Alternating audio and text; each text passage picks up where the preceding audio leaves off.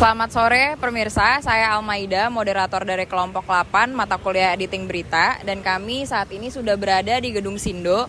Kami hari ini akan mewawancarai Bapak Yanto selaku salah satu redaksi di Gedung Sindo. Kami akan mewawancarai perihal proses kinerja di Gedung Sindo.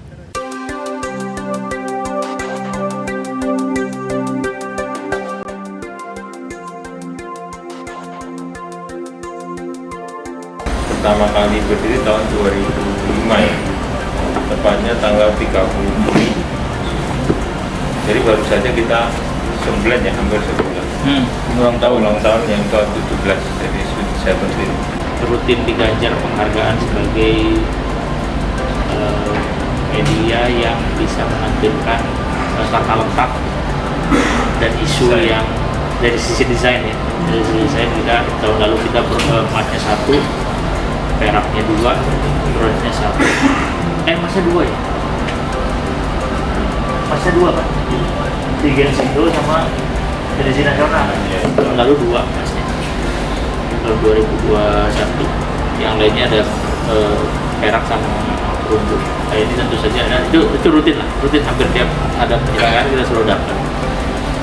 Paling minimal 1 emas tiap tahun, yang lainnya silver. Sebenarnya kuncinya itu kalau bicara digitalisasi itu kan pasti kata kuncinya itu yaitu kolaborasi sekarang, namanya kolaborasi. Bagaimana kita berkolaborasi dan kita membentuk ekosistem.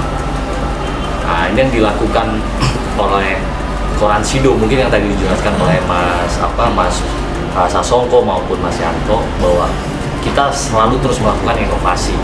Itu kata kuncinya kan. Kalau kita ingin tetap bertahan, kita selalu melakukan inovasi. Nah, inovasi di era digital ini kita melakukan inovasi dari sisi headline-nya, yaitu headline koran kita tematik.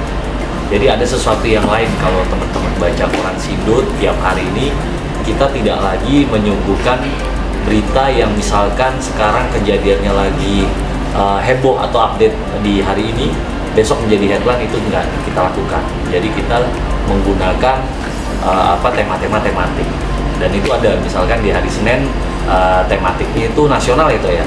Yeah. Terus hari Selasa tematiknya itu ekonomi. Jadi tapi tetap tematik itu yang update, yang lagi heboh, yang lagi happening yang terjadi sekarang. Dan itu lebih dalam jatuhnya, karena kalau kita mengangkat isu yang hari ini lagi heboh, besoknya kita jadikan headline di koran di halaman 1, itu pasti kan pembaca udah sudah ibaratnya itu sudah membaca di online. Nah, ini yang sesuatu yang kita bangun di Koran Sindo yang sekarang ini. Koran apakah akan mati atau tidak gitu? Karena harus digitalisasi, begitu masif, ditambah dengan banyak faktor literasi masyarakat Indonesia yang cenderung suka audiovisual, maka digitalisasi itu memang mendapat tempat yang sangat subur di Indonesia gitu. Sampai kapan sih koran akan mampu bertahan gitu? Nah, kalau kami pengelola koran, kami sangat percaya diri dengan keberadaan koran, bahwa koran ini media print, terutama koran itu akan terus ada karena dia memiliki karakter yang tidak bisa dimiliki oleh media online gitu.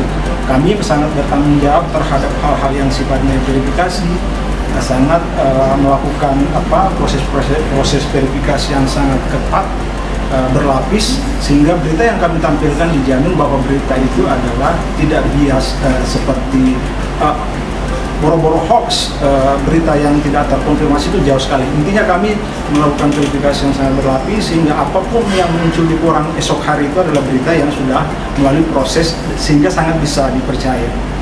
Selamat malam Pak Yanto, kami dari mahasiswa UNAS ingin mewawancari Pak Yanto sekitar kinerja di Koran Sindo ini. Boleh disebutkan nama dan dari divisi apa? Saya Yanto Kusdiantono, divisinya dari redaksi. Redaksinya kalau saya sekarang mostly menggarap isu ekonomi ya. Cuman saat ini kebetulan juga saya mengisi halaman 1 juga, berita-berita utama. Sudah berapa lama Pak Yanto bergabung di Sindo ini? Saya join di Sindo mulai Juni 2005. Jadi sekarang sudah 17 tahun lah, seusia Koran Sindo aja. Oke. Kalau boleh tahu Pak, apa yang membuat Bapak bekerja di Sindo, ingin bekerja di Sindo? Waktu itu sebelum di Sindo saya kan di media lain ya, media lain namanya sekarang namanya Investor Daily, masih ada juga. Dulu fokus di liputannya isu-isu pasar modal ya waktu itu. Kemudian begitu Sindo mau buka gitu, kita ada beberapa tim yang loncat ke sini sekitar tahun 2005 itu. Waktu itu kan memang koran lagi 2005 itu lagi ininya ya, lagi Naik. banyak-banyaknya Iya. lah, lagi ngehits lah koran itu karena bermunculan setelah era reformasi di tahun 98, 99, 2000 itu banyak sekali koran-koran terbit. Dan Sindo mungkin waktu itu salah satu yang muncul di 2025. Dan sekarang sudah 17 tahun saya di sini dengan beberapa kali pindah job, pindah divisi. Divisinya ada redaksi, cuman desk ya, istilahnya kita desk, ada desk ekonomi, desk budaya, daerah gitu. Beberapa kali saya pindah-pindah dan sampai sekarang di desk halaman 1 saya, berita utama. Yang menjadi divisi Bapak yang sekarang ini, perasaan Bapak bekerja di Sindo seperti apa dan bagaimana? Apa tuh kesan maksudnya? Iya, kesan. perasaannya kayak senang. Iya, enjoy sih. Enjoy. Selama ini kita nikmati aja karena ini kan bagian dari profesi ya, profesional aja lah, kita profesional aja, bahwa kalau masalah kerasan atau enggak kerasan ya mungkin di luar sana ada yang lebih bagus ya, ada yang lebih bagus, ada yang lebih memberikan yang lebih, cuman dunia jurnalis itu kan tergantung kita mau menerimanya seperti apa gitu. Kita cukup nyaman nggak di sini? Artinya nyaman tuh apa? Bisa berekspresi, bisa ya kalau bahasa normatifnya, pers itu kan sebagai salah satu unsur demokrasi juga di situ ya, pilar keempat demokrasi disebutnya situ.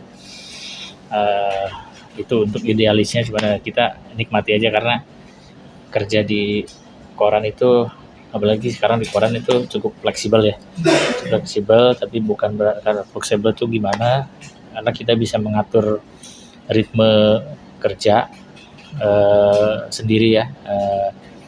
Kita bagaimana, cuman kuncinya kita target kita kan deadline-nya tepat waktu, zero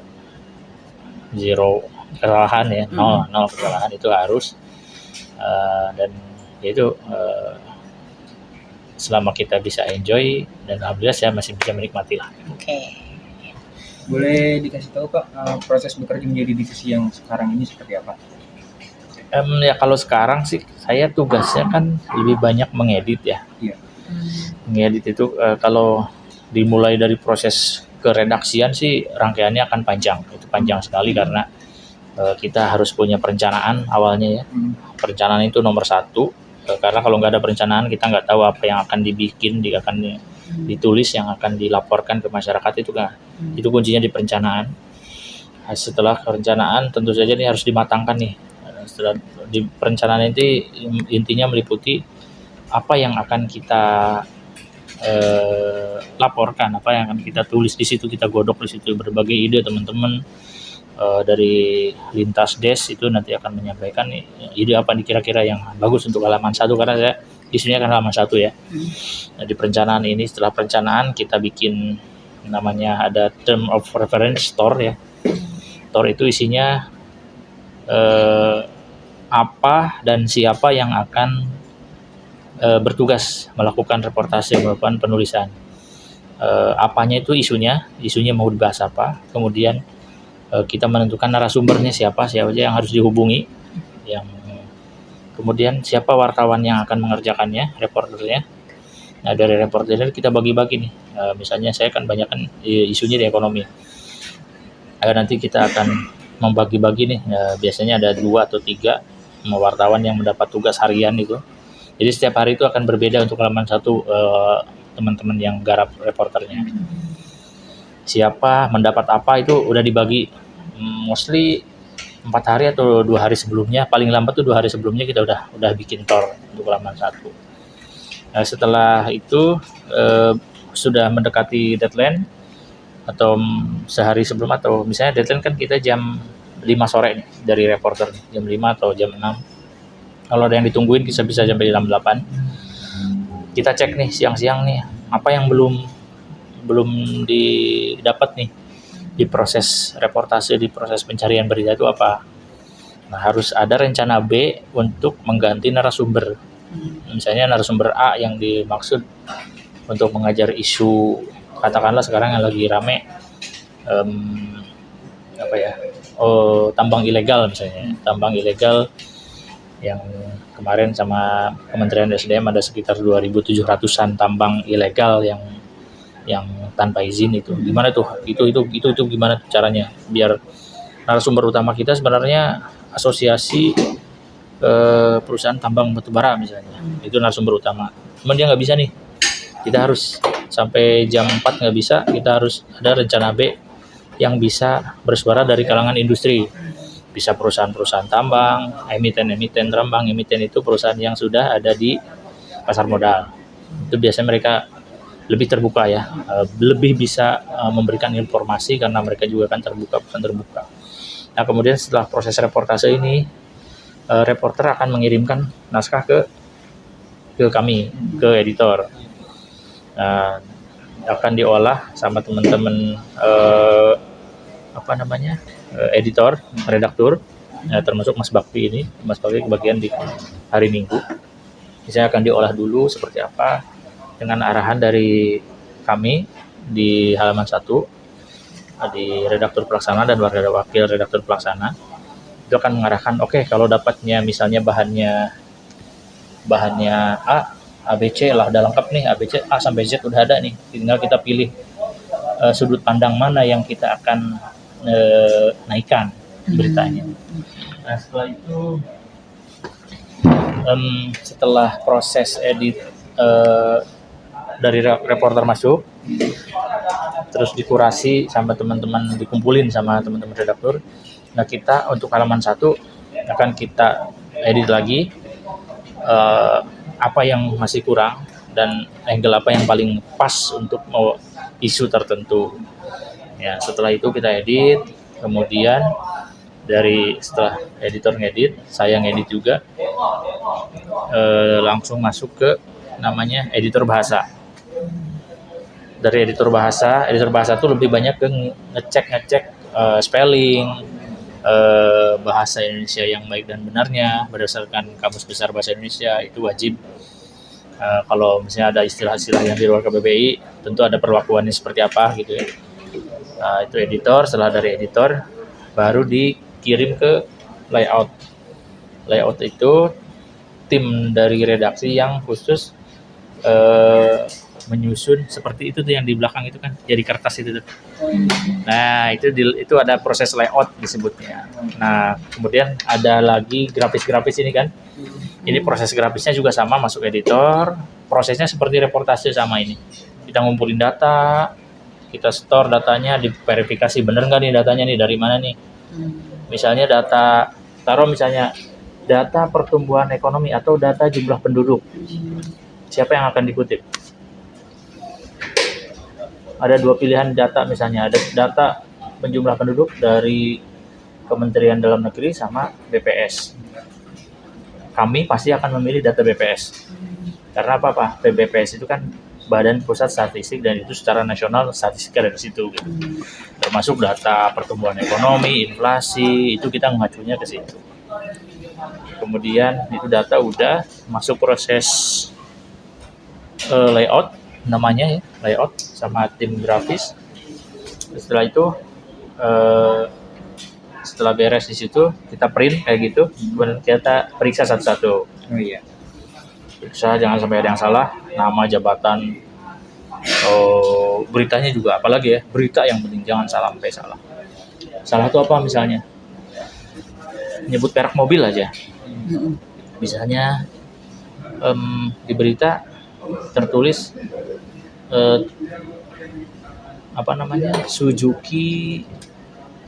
Suzuki Avanza misalnya, itu kan salah kan? Kalau Suzuki kan adanya R3 atau apa gitu kan. Jadi di situ model-model seperti itulah. Atau Yamaha apa misalnya. Jadi jangan sampai atribusi itu penting. Nama, jabatan itu jangan sampai salah. Setelah ngecek-ngecek itu, barulah kita selesai semua tuh. Karena saya bertugas di halaman 1 dan halaman lainnya harus saya periksa satu-satu tuh. Jadi halaman 1 sampai halaman 16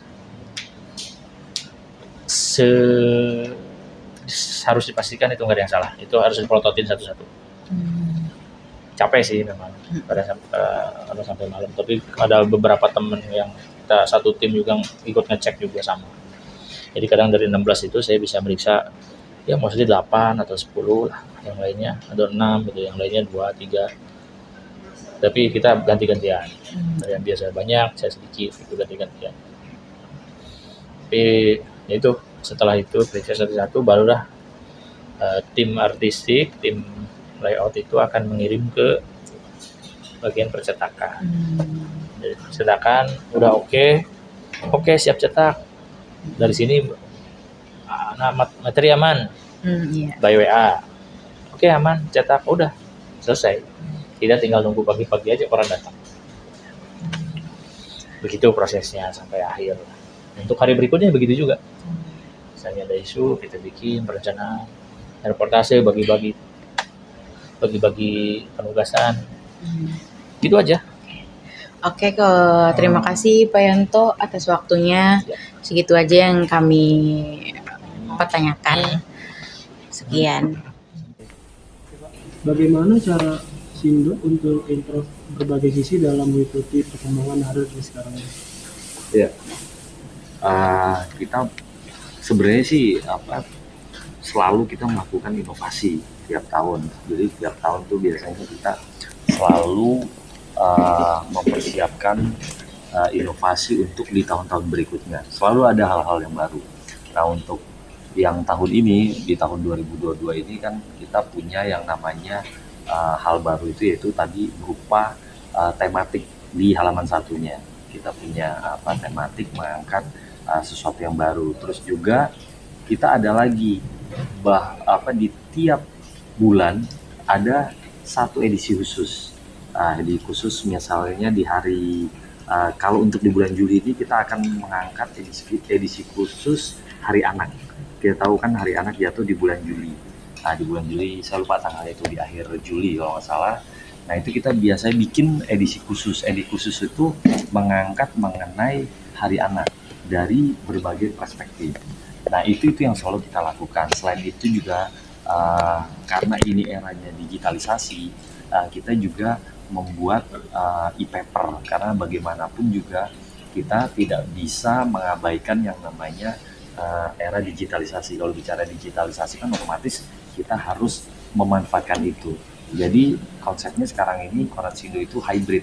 Jadi cetak iya, secara digitalisasi juga iya. Artinya bahwa kita tetap mengambil semua segmen. Ya segmen generasi Gen Z, segmen milenial maupun segmen selenial. Tahu selenial? Senior milenial, jadi yang di atas usia 40. Jadi kita ambil semua segmen, karena bagaimanapun juga kita tidak bisa bermain di satu segmen. Jadi semua harus kita ambil. Itu sih. Tadi mau bilang ada segmen khusus per bulannya Pak. Itu apa bulan ada segmen khusus apa ada? Selalu ada. Jadi kan kita kan biasanya nih di tiap bulan itu kan selalu ada hari tanggal merah. Malah ada tuh tanggal merahnya yang sampai 2, misalkan hari Isra Mi'raj dan hari apa gitu kan. Nah itu yang nanti kita pilih. Yang pasti di tiap bulan selalu ada edisi spesial. Kalau untuk bulan depan itu kan di bulan Agustus ada hari kemerdekaan kan. Nah itu nanti yang akan kita ambil di hari kemerdekaan itu ada edisi khususnya. Nanti di bulan Oktober kan ada beberapa hari tanggal merah ya. Nah biasanya yang kita ambil biasanya hari yang emang punya makna khusus. Ya kalau di bulan Oktober berarti kan Hari Sumpah Pemuda, itu kita pakai edisi spesial.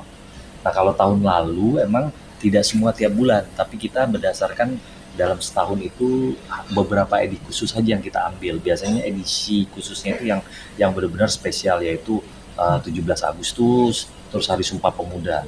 Nah kalau di tahun ini kita ambil tiap bulan selalu ada. Bagaimanapun itu tadi saya bilang bahwa media kalau mau eksis ya harus terus melakukan inovasi, kuncinya di situ sih. Saya ngomongin tentang ini ya, proses editing, nggak apa-apa. Kalau Gitu. Dalam proses editing berita, apa Koran Sindo ini memiliki standarisasi khusus dalam editingnya, Pak? ya sebenarnya hampir semua media cetak pasti punya yang namanya standarisasi dari sisi editing, hampir semua. Karena kalau kita bicara produk informasi, apalagi kayak media cetak ini kan kata kunci atau kata matinya itu bahwa berita yang yang dikeluarkan atau berita yang akan dicetak itu benar-benar berita yang istilahnya itu haram dan salah. Makanya di dalam sebuah media cetak punya proses alur editing yang sangat panjang. Mungkin bisa saya ceritakan awal dari wartawan mencari berita, dia menulis berita, lalu berita itu dikirim ke redaktur penanggung jawab halaman. Dari situ si penanggung jawab halaman memperkaya atau merapikan itu tulisan, tapi tidak merubah makna. Artinya apa, bahwa tulisan atau berita yang ditulis oleh wartawan itu benar-benar oleh seorang redaktur dibikin menjadi sebuah karya berita atau karya informasi yang enak dibaca. Si halayak atau si masyarakat yang membacanya itu menjadi enak, dia begitu tertarik membaca. Itulah fungsi seorang penanggung jawab halaman atau redaktur untuk merapikan itu. Kalau ada sesuatu yang kelihatannya janggal, dia ini pasti akan melakukan cross check atau akan mengklarifikasi kepada si reporternya. Apakah ini benar arahnya ke sini atau ini? Karena apapun yang tahu berita itu kan dari si reporter. Nah, setelah proses itu selesai, diedit oleh si redaktur. Nanti redaktur itu melanjutkan ke editor bahasa. Nah, editor bahasa itu fungsinya apa? Dia akan mengedit bahasanya apakah sudah pas, apakah sudah sesuai dengan ejaan yang disempurnakan. Kita kebetulan juga punya yang namanya kamus Koran Sindo. Jadi jangan sampai menyimpang dari situ. Kayak bahasa gaul atau ada bahasa, mungkin ada hal-hal yang kita nih tiap media kan punya ibaratnya punya kamus yang berbeda. Kita punya pakem sendiri. Nah, itu yang harus dijadikan pedoman kita. Ini contoh misalkan hal kecil. Kata persen, misalkan dalam sebuah berita ada 25%. Kalau di kita itu menggunakan logo, bukan menggunakan tulisan. Itu penyetaraan. Itu merupakan rumus kita. Itu hal kecil ya. Banyak lagi yang lain. Misalkan dalam bahasa misalkan $25 Amerika. Nah, kalau mungkin di media lain ada $25 AS. Kalau kita nulisnya lambang dulu USD $25. Hal misalnya seperti itu kan harus sama dan itu kan konsisten. Kita nggak bisa hari ini nulisnya seperti ini, besoknya akan berubah. Ya itu namanya tidak konsisten, dan koran pun juga harus konsisten. Nah, setelah dalam proses ke editor bahasa itu baru diproses ke layout itu yang berupa halaman itu. Nah, setelah layout jadi, di print hasilnya per halaman, di print, nanti dicek satu persatu kata demi kata. Setelah itu langsung diserahkan kepada pimpinan tertingginya untuk dicek lagi, untuk di ACC. Kalau sudah oke ACC, baru halaman itu jadi. Dan itu pun juga belum selesai. Nanti di akhir itu, biasanya di akhir waktu sekitar jam setengah 12 malam lah, tengah malam, itu semua diperiksa satu persatu. Ada tim malam yang akan memverifikasi satu persatu. Karena apa? Kita koran akan ibaratnya koran itu pantang untuk salah. Sekali salah itu resikonya sangat besar. Karena apa? Yang kita cetak itu kan berlembar-lembar. Kalau misalkan jadi terus besok salah, yang sangat berisikonya apa? Kita harus bikin klarifikasi. Nah kalau koran ada klarifikasi, kan suka lihat kan misalkan di koran berikutnya klarifikasi berita kemarin. Nah itu ibaratnya itu udah tamparan bagi sebuah media. Jadi media itu pantang untuk melakukan kesalahan dalam hal penyajian berita. Nah itulah kenapa media cetak mempunyai proses yang sangat panjang dan sangat rigid. Karena apa? Kesalahannya itu yang harus dijaga, jangan sampai ada salah. Sekali salah selesai. Beda kan misalkan dengan media online. Media online kan ya tinggal dihapus selesai. Tapi kalau media cetak itu yang sulitnya di situ. Makanya butuh proses yang sangat panjang dalam membuat sebuah koran. Itu menurut saya. Nah, satu pertanyaan terakhir nih Pak. Harapan untuk koran Sindo ini kedepannya mau seperti apa? Dan apa yang mau diberikan pesan-pesan nih buat kita nih kaum milenial sekarang? Ya, menurut saya ini tantangannya sangat berat bagi kami media cetak. Bagi kami tidak ada kata bahwa media mainstream seperti media cetak itu untuk ya kalau dibilang ibaratnya redup. Itulah tantangan kami bagaimana melakukan edukasi kepada teman-teman generasi muda ini. Itu tantangan kedepannya. Kenapa bagi kami bahwa media cetak tetap harus dibutuhkan atau tetap terus harus terbit? Karena apa? Media cetak itu media yang emang memberikan informasi yang sangat lengkap, sangat komprehensif. Pasti teman-teman bisa membedakan mana sih media portal dengan media cetak, pasti bisa membedakan. Karena media cetak itu media yang sangat komprehensif. Yang tadi saya ceritakan bahwa dari 12 halaman yang kita cetak itu merupakan sebuah karya berita, sebuah berita yang yang berdasarkan dari hasil diskusi panjang dan berdasarkan berita-berita yang emang layak untuk dibaca, berdasarkan hasil dari seleksi. Itu biasanya, makanya proses di kita itu bahwa media cetak itu prosesnya itu sore kita rapat redaksi namanya. Disitulah terjadi diskusi bahwa besok itu apa yang akan kita angkat, apa yang akan kita beritakan, mana yang harus kita buang. Jadi dari kumpulan wartawan yang didapat, misalkan wartawan itu ada 5 berita dalam sehari, belum tentu 5-5-nya akan tayang. Karena di situ akan ada seleksi. Dari 3 itu atau dari 5 yang dia buat, bisa aja 1 yang layak untuk diangkat. Belum lagi ada yang namanya iklan. Artinya bahwa proses media cetak ini membutuhkan sebuah proses yang sangat panjang dan proses yang sangat selektif. Disitulah akhirnya menurut saya yang namanya produk jurnalistik yang benar atau produk jurnalistik yang emang menjadi perhatian masyarakat, yaitulah media cetak. Karena dirancang dari proses yang sangat panjang yang tadi saya ceritakan itu. Saya sih berharap bahwa media cetak itu ya pasti tetap akan ada tetap akan diminati. Tantangannya itu apa? Yaitu kita sebagai wartawan media cetak ini untuk terus melakukan edukasi, melakukan sosialisasi bahwa jangan sampai bahwa generasi yang sekarang ini terjebak. Kita kan tahu bahwa generasi sekarang itu yaitu generasi yang selalu cepat, pengen cepat, yang selalu pengen instan. Padahal yaitu emang generasi yang sekarang ya, tapi bukan berarti bahwa kita terus melakukan membiarkan bahwa generasi ini untuk mendapatkan informasi ya hanya yang sifatnya cepat dan sifatnya hanya simpel aja. Tapi kan harus butuh mendapatkan informasi yang benar-benar komprehensif, yang benar-benar emang lengkap. Itu juga nanti akan sifatnya itu benar-benar mempengaruhi karakter atau mempengaruhi mental teman-teman semua. Jadi kalau kita mendapatkan sebuah informasi yang emang lengkap, yang emang benar-benar komprehensif, pasti itu akan mempengaruhi pola pikir kita. Itu yang terjadi generasi sebelumnya kan, dalam mengambil sebuah keputusan dia pasti akan komprehensif, nggak semata-mata melulu misalkan dia harus cepat, enggak kan. Tapi itu mempengaruhi itu. Nah itulah tiap generasi pasti punya ada masanya. Tapi bagi saya bahwa kita juga tetap harus memberikan hal-hal yang positif kepada generasi muda itu dengan hal ya seperti ini, salah satunya dengan media cetak ini. Itu sih menurut saya. Oke. Itu aja sih Pak pertanyaannya. Oke. 3 pertanyaan terakhir ya. Sip. Oke, yang belum menjawab. Iya.